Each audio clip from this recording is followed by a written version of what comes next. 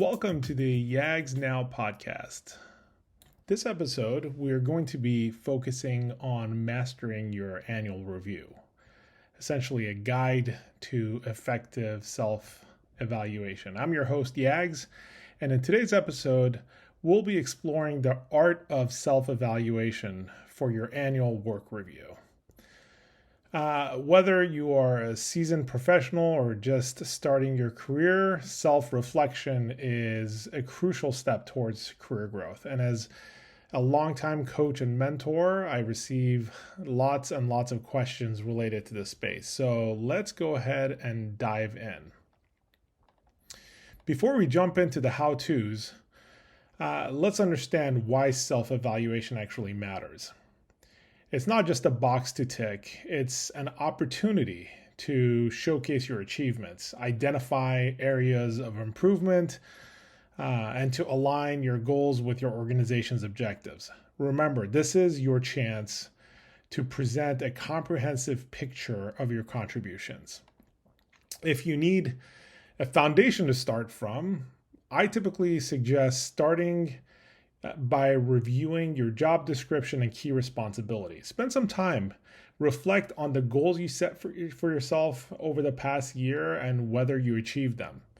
This foundation will help you structure your self-evaluation effectively. And whether your organization has a formal system for this or not, don't forget to gather feedback from colleagues and partners to get a holistic view of your contributions, what others thought your contributions and impacts were as well.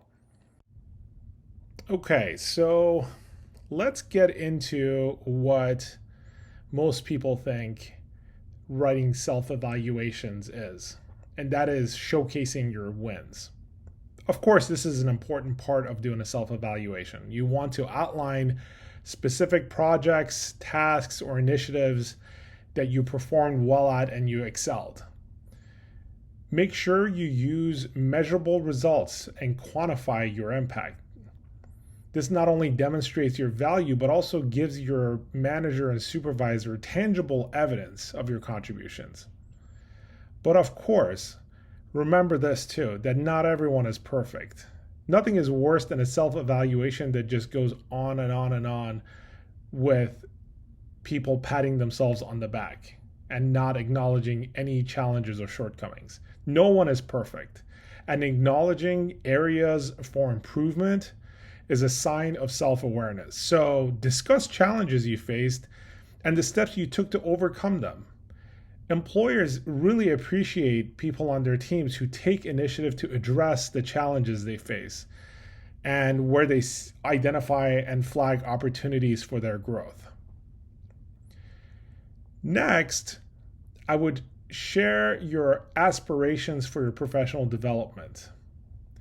Whether it's acquiring new skills to do your job better and to drive better impact for your employer, whether it's attending workshops or pursuing further education, align your goals in this space of professional development with your organization's objectives. This, again, signals to your manager and your employer that you are invested in your continuous growth to help do your job better and to drive further impact for the company.